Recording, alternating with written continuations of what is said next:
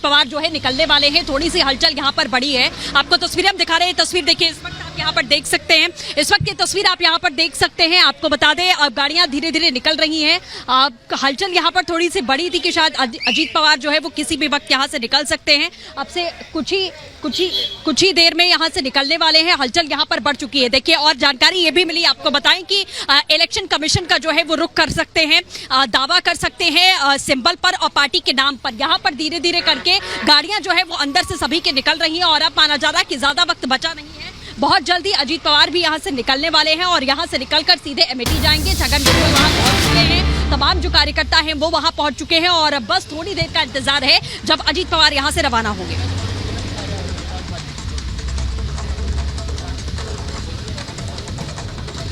बिल्कुल, आप देखिए तस्वीरें, देखिए ये कार्यकर्ता जो है ये निकल रहे हैं बाहर और धीरे धीरे करके पूरा जो घर का प्रेमिसेस है बाहर का, यहाँ तमाम कार्यकर्ता जुटे हुए थे वो अब निकलने वाले हैं। बैठक यहाँ पर हो चुकी है, आंकड़ों को लेकर मंथन यहाँ पर किया जा चुका है। 2019 की तस्वीर सभी को याद है, लेकिन इस बार जो है वो तस्वीर बहुत इतर दिखाई दे रही है 2019 से, क्योंकि इरादे बहुत मजबूत यहाँ पर लग रहे हैं अजीत पवार के और जो फैसला उन्होंने लिया है उस पर डट कर खड़े हुए वो यहाँ पर नजर आ रहे हैं।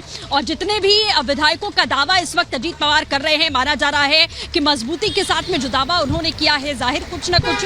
और सृष्टि वापस लौट रहे हैं आपके पास, बड़ी खबर इस वक्त की बता दें कि शरद पवार गुट की बैठक भी आज होनी है। दोपहर 1 बजे शरद पवार गुट की बैठक होनी है, जिसमें तमाम बड़े चेहरे पदाधिकारी शामिल होंगे। सभी विधायकों को बुलाया गया है, व्हीप भी जारी किया गया है जिससे कि विधायक बड़ी संख्या में वहां पर पहुंचे। हम शरद पवार के घर के बाहर बिल्कुल मौजूद हैं। थोड़ी देर में शरद पवार यहां से निकलेंगे, 1 बजे का समय है, तो 11:30 से 12 के आसपास शरद पवार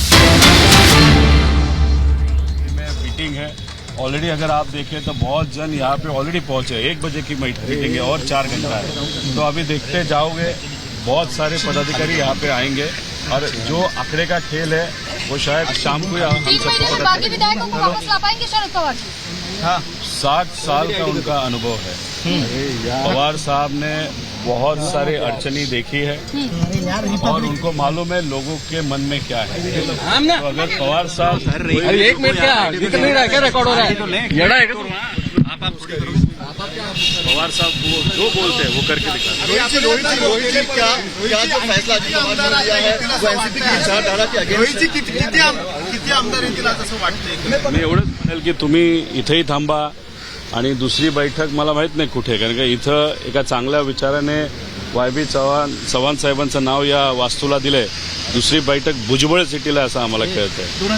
आता तिथं किती येतात ते तुम्ही मोजा, इथं किती येतात ते मोजा, शेवटी मोजण्याचा विषय आहे। आज संध्याकाळी कळेल होईल का 2019ची पुनरावृत्ती होईल? 2024चा विषय आता इथं चाललेला आहे। 2024ला हे जे काय गलिच्छ राजकारण जे सामान्य लोकांना सुद्धा वाटतंय ते कुठेतरी बदलून एका चांगल्या विचाराने सामान्य लोकांचा विचार करून सत्ता आणण्याचा प्रयत्न हा सर्वांनी केला पाहिजे असं माझंही आणि सगळ्यांचंच मत आहे। शरद पवार ही कोणाची खासगी प्रॉपर्टी नाही आहे, आम्ही सुद्धा तो थोड़ी देर में शरद पवार यहां से निकलने वाले हैं, लेकिन सुप्रिया सुले YB चव्हाण सेंटर पहुंच चुकी हैं। बड़ी खबर आपको बता रहे हैं, शरद पवार के वहां पहुंचने से पहले सुप्रिया सुले वहां पहुंच चुकी हैं। समर्थकों का जमावड़ा वहां सुबह से ही लगना शुरू हो चुका है, जबकि दोपहर 1 बजे का वक्त है बैठक का, लेकिन सुप्रिया सुले पहुंच चुकी हैं, समर्थक वहां पहुंच चुके हैं। लेकिन अभी यहां शरद पवार के घर के बाहर कोई कार्यकर्ता नहीं है, क्योंकि यहां किसी को भी इकट्ठे होने की परमिशन नहीं है। इसीलिए YB चव्हाण सेंटर के परिसर में, जो बड़ा परिसर है, वहां पर समर्थक धीरे धीरे इकट्ठे हो रहे हैं। सुप्रिया सुले भी वहां पर पहुंच चुकी हैं।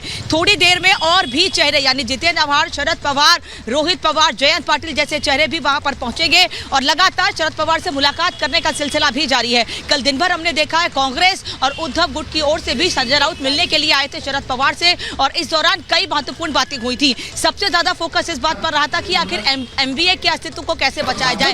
और इस बीच एक और बड़ी खबर बता दें, संजय पाटकर का बड़ा बयान निकालकर सामने आया कि जिस तरीके से अजीत पवार ने भी डिप्टी CM की पद की शपथ ले ली है और उसके बाद जाहिर सी बात है जो मंत्रिमंडल विस्तार होना है उसमें अब जो रस्साकशी का दौर है और जो कंपटीशन है वो बहुत ज्यादा देखने को मिलेगा। यही एक बड़ी वजह है कि इस बड़े बयान के जरिए ये सामने आई है खबर कि शिंदे गुट में भी जो विधायक है उनमें एक तरह की नाराजगी जो है वो देखी जा रही है, क्योंकि अब जो विभाग शिंदे गुट अपने पास रखना चाहता है वही विभाग अजीत पवार गुट जो है वो अपने पास चाहता है। सबसे ज्यादा जो लड़ाई है वो फाइनेंस विभाग को लेकर सूत्रों के हवाले से बड़ी जानकारी निकलकर सामने आ रही है कि लड़ाई लड़ी जा रही है और जो जंग है वो देखने को जब मिल रही है, यानी कि जो अंदरूनी नाराजगी है वो भी अब धीरे धीरे पनपनी शुरू हो गई है।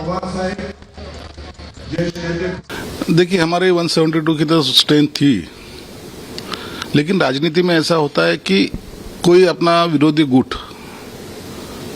आना चाहता है तो उसे लेना भी जरूरी होता है, और वही नीति बीजेपी ने अपनाई है। जो शरद पवार साहब के खंदे समर्थक थे वही अचानक आए। मुझे पता था ये सब बातें आएंगे करके, लेकिन इतने भी जल्दी आएंगे ये पता नहीं था। ये गुट आने से कुछ हमारी जो सत्ता है, सत्ता में उनको हिस्सेदारी देना जरूरी हुआ था। जब उनको सत्ता में हिस्सेदारी दी तो बट नेचुरल है कि कुछ हमारे ही लोगों के जो पद मिलने वाले थे वो कम हुए, इसलिए थोड़ी नाराजगी है, ये मैं मानता हूँ। ये कोई झूठ या छुपाने वाली बात नहीं। नहीं वो आ गए, हम बहुत खुश है, ऐसा नहीं है। तो ये तो होता है, लेकिन इसका अभी जो तोड़ है, इसके ऊपर सोल्यूशन जो है वो सीएम ने, अब डिप्टी सीएम ने निकालना चाहिए। नहीं तो ये नाराजगी बढ़ना ये अपने लिए भी ठीक नहीं है।